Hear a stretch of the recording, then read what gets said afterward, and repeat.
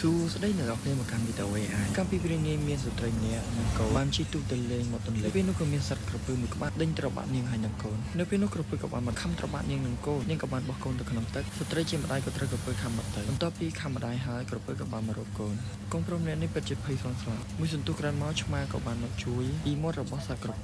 ពើក៏បានដេញតាមឆ្មានិងកូននោះបានឡើងលើដើមឈើមើលទៅពួកគេពិតជាភ័យស្លន់ស្លោខ្លាំងណាស់ពួកគេទាំងពីរនាក់ក៏បានយំស្រែករីឯក្រពើក៏បានត្រឡប់ទៅវិញនៅពេលប្រលប់ព្រឹងឆ្មានិងកូននោះក៏បានមករកកន្លែងគេងកូនប្រុសនោះហើយនិងឆ្មាក៏បានគេងលក់បាត់ទៅ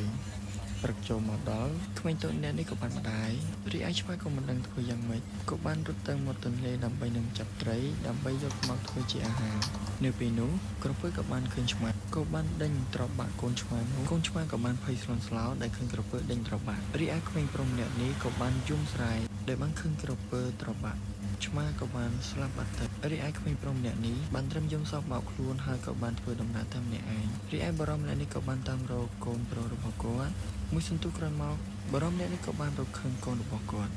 ហើយគាត់ក៏បានយកកូនរបស់គាត់ត្រឡប់ទៅផ្ទះវិញរីឯឆ្មានេះក៏បានដេកស្លាប់នៅក្នុងថ្លុកឈាមបាត់ទៅ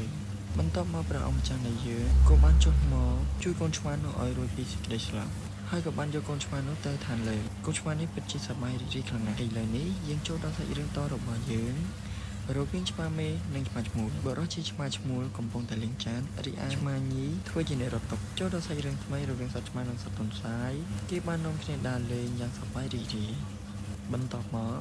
ឆ្មាក៏បានសម្លៀងកំបិតដើម្បីនឹងសម្លាប់ទន្សាយរីឯទន្សាយជាមនុស្សដែលមានប្រាជ្ញាបានឲ្យស្រាទៅឆ្មាផឹករួចហើយក៏បានសម្លាប់បាត់ទៅទន្សាយក៏បានយកសត្វឆ្មាមកធ្វើជាម្ហូប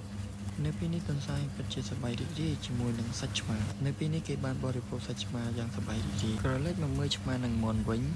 ពួកគេកំពុងតែស្និទ្ធស្នាលជាមួយនឹងគ្នាឆ្មាបានដឹកមាន់ដើរលេងមើលទៅពួកគេហាក់ដូចជាសប្បាយរីករាយខ្លាំងណាស់មាន់មិនបានដឹងខ្លួនទេថាចាញ់បិទករបស់សត្វឆ្មា